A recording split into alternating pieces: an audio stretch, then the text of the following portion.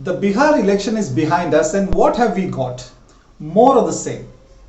Bihar is a laggard among Indian states, but its 15-year-old chief minister has been given another 5-year term. And nearly 70% of its MLAs have criminal cases against them.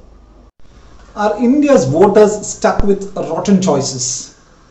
Is there a way out of the status quo?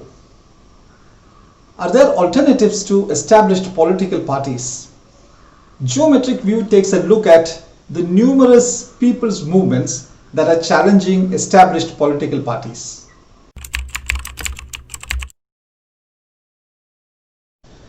If you are a voter in Kerala, you'll have to choose between these two fronts: the Congress-led United Democratic Front and the CPM-led Left Democratic Front. These visuals show the LDF in action on the last budget presentation day of the previous Congress-led government. All the ruckus in the assembly, including tossing the speaker's chair, accosting women MLAs, and pushing each other, were all to do with an allegation of corruption against the then finance minister. If Keralites were asked to choose the less corrupt from between these two fronts, it would be tough. At the moment, there are 5 agencies: the Customs, Vigilance, CBI, the National Investigation Agency, and the Enforcement Directorate, investigating different cases against this government, from a gold smuggling scam through diplomatic channels to a life mission scam. And talk of the Congress-led United Democratic Front, and this bridge pops up. The Palarivattam bridge, which was constructed at 480 million rupees just 4 years ago, has been decommissioned, and the minister who was in charge of it has been arrested. Yes. In previous years, voters would have to choose from these same characters, but this time in the upcoming Panchayat elections, they have more offbeat options.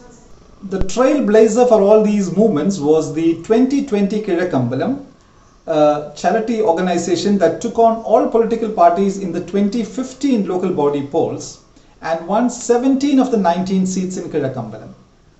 This time they not only hope to sweep all 19 seats there, but are also extending their presence into 4 more neighbouring panchayats, contesting 92 seats across these 5 panchayats, and 62 of its candidates are women.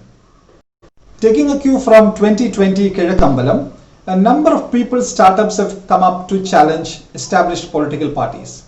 In Kerala's commercial capital Kochi, there is V for Kochi.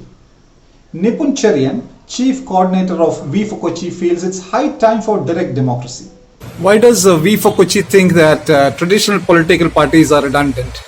The traditional political party structure has become obsolete, and their workers and their leaders are acting as intermediaries of an obsolete business.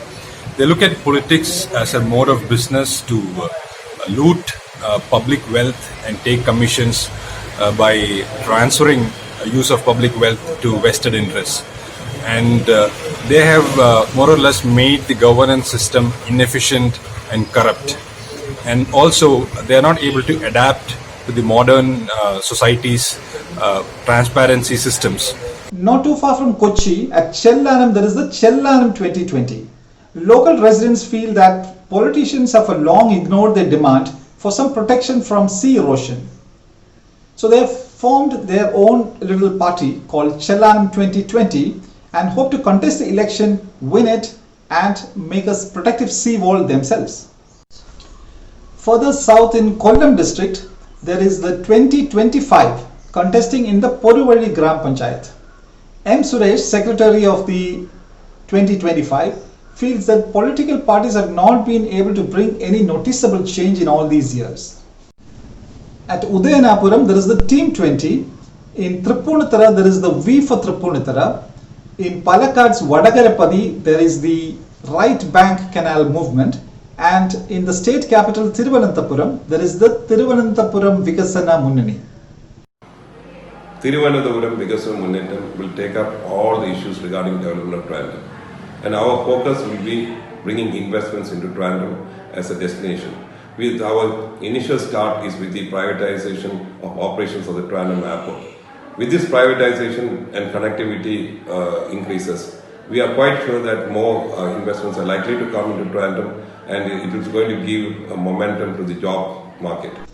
Are these localized people's movements a viable alternative to established political parties? Historian and social scientist P.K. Michael Tarakan feels that politics of decentralization is welcome, but doubts whether these movements would be a substitute for established traditional political parties. In this context is that you can either have a politics of politics of decentralization. You have to have your ideas shaped up for a society which can make decisions for the local society rather than for the all India or all world kind of society. And that kind of groups are quite welcome, and they are perhaps one of the need of the hour. But these parties cannot be substituted by wishful thinking. Wishful thinking, if it was successful, then how come that even Gandhism failed? Gandhism is a big failure in that sense, But if institutionalized parties are indulging in blatant corruption and making life miserable for people, these people's movements become inevitable. The statistics are truly mind-numbing. Across India, there are 2,556 cases against MLAs and MPs across 22 states. And if previous MLAs and MPs are added, the number shoots up to 4,442 cases. UP alone accounts for 1,217 of those cases, including 446 cases against sitting MLAs and MPs. Among the newly minted MLAs of the Bihar Assembly, 68% face criminal cases. And in less than 100 hours after the ministry was sworn in, the education minister had to resign over a 3-year-old corruption case. Blaming politicians and electing them again isn't going to bring change. Democracy is everybody's business. Spare a little time, says Sujit Sukumaran of V for Kochi. Sujit, you work with one of India's leading tech companies. You found the time to involve yourself in social activities besides your work. What advice do you have to youngsters your age? The advice I have is especially people in IT company, they just have to dedicate at least 15 minutes from their daily work to raise questions against the system. They should make use of the RTI right to information portals to ask questions, make the authorities accountable. Perhaps nothing captures the sustained inefficiencies of Kerala's politicians better than this photograph by S. Srikesh of Madhrubhumi newspaper this week. The photograph shows politicians from different parties crossing the Parvati Puttana river in Thiruvananthapuram on campaign work. And why are they travelling by boat? Because the foundation stone for a bridge was laid there 35 years ago, but it hasn't materialized. As Plato said, the price for not participating in politics is to be governed by inferiors. If Plato were to be alive today, he might have wanted to change that to governed by criminally inferior people. Meanwhile, campaigning for the local body elections in Kerala are on in full swing. ജനങ്ങളെ കൊള്ളയടിക്കുന്ന സമീപനമാണ് 25 വർഷക്കാലമായിട്ട് നടക്കുന്നത്. ഈ 5 വർഷക്കാലം പൂർത്തീകരിക്കാൻ പോവുകയാണ്. ഇനി വെറും 7 ദിവസം. But this time at least, voters in Kerala have some offbeat option. Thank you.